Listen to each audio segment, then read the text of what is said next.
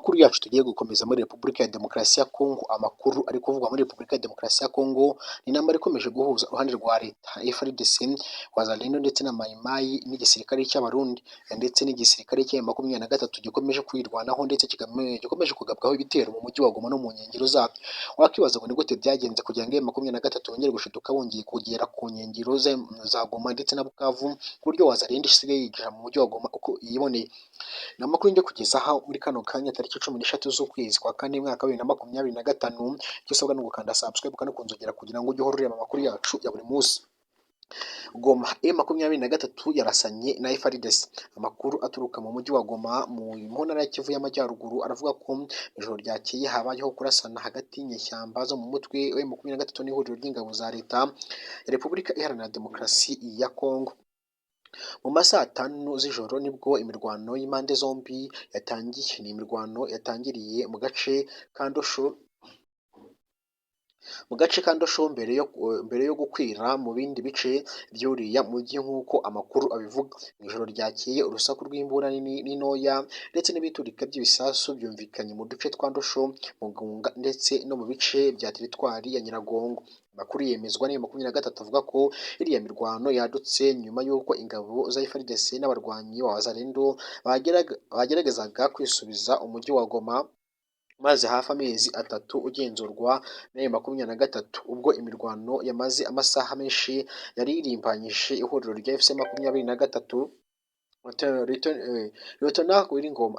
Liyetona Koloneli Wiringoma mu gitondo cyo kuri uyu wa gatandatu yanditse ku rubuga rwe rwa X ko yavuze ko M23 yamaze kugarura ituze. Ati nyuma y'ibushotoranyi bugira kenshi bw'ingabo bw'ubugizi bwa nabi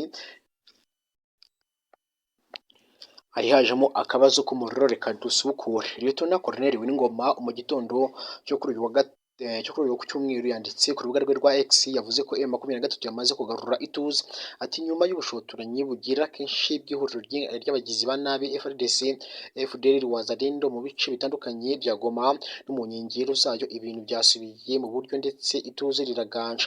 Wiringoma yashimangiye ko ingabo za M23 zihora ziri maso ndetse ko kurinda abaturage ari byo uriya mutwe wahamagariwe. I Goma haraye habereye imirwano mu gihe mu majyaruguru y'uyu mujyi by'umwihariko muri parike ya Virunga naho hamaze iminsi habera imirwano iri gusakiranya M23 n'ihuriro ry'ingabo za FARDC, kandi M23 yateguje ko igiye gukubita ingabo za RDC zikomeje kuyirasaho. Umutwe wa M23 watanze integuza y'uko ugomba gusubira mu birwano n'ihuriro ry'ingabo za leta ya Repubulika ya Demokarasi ya Kongo mu rwego rwo kubirizamo ibitero zikomeje kugaba ku birindiro bya. Kuva mu kwezi gushize M23 yafashe icyemezo cyo gusubiza inyuma ingabo zayo ziva mu mujyi wa Walikale uriya mutwe werukaga kwigarurira. Ni icyemezo uyu mutwe wafashe mu rwego rwo guha amabwiriza cyangwa se amahirwe inzira y'ibiganiro by'ubuyobozi bwa leta ya Repubulika ya Demokarasi ya Kongo mu rwego rwo gukemura amakimbirane yateje intambara yongeye kubura mu myaka 3 ishize. Impande zombi zimaze iminsi zihurira i Doha mu biganiro zihuzwamwo n'ubwami bwa Qatar.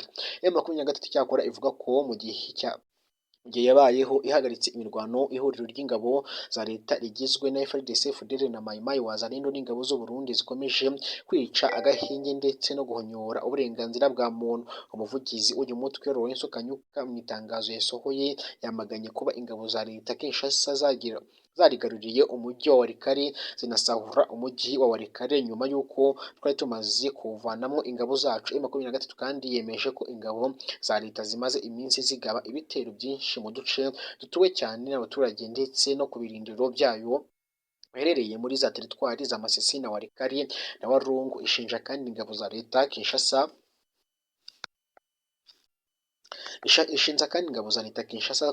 kuba zikomeje kugabaho ibitero byibasira abanyekongo bo mu bwoko bw'abanyamurenge. Ni ibitero birimo icyo izo ngabo zagabye ahazwi nko kuri point 0 mu Burombiri ku tariki 8 Mata, ibyagabwe abatuye ahitwa Rugezi hagati ya tariki 8 Mata n'itariki 10 Mata, ndetse n'ibyagabwe ikavumu Gahweri no ku tariki 10 Mata bigasiga imitungo myinshi y'abaturage yangijwe indi igasahurwa. M23 yavuze ko igishize imbere gukemura amakimbirane yo muri DC mu mahoro gusa, igashimangira umuhate wo kurinda no gukingira ubuzima bw'abasivili ndetse no guhangana n'ibitero biza bakabasubiza inyuma kandi bakanabasubiza aho baturutse. Iyi ngiyi yari Leoki Sports, icyo usabwa ni ugukanda subscribe kandi ukunzogera kugira ngo ujye ugumya urebe amakuru yacu.